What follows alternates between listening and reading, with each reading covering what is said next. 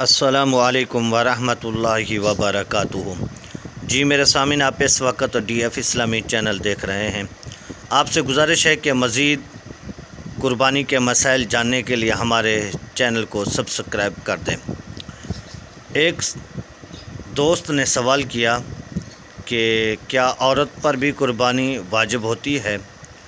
तो जवाब यह है कि जिस तरह मर्द साहिब निसाब होने के बाद कुर्बानी वाजिब हो जाती है, इसी तरीके से जब औरत साहिब निसाब बनेगी तो उस पर भी कुर्बानी वाजिब होती है।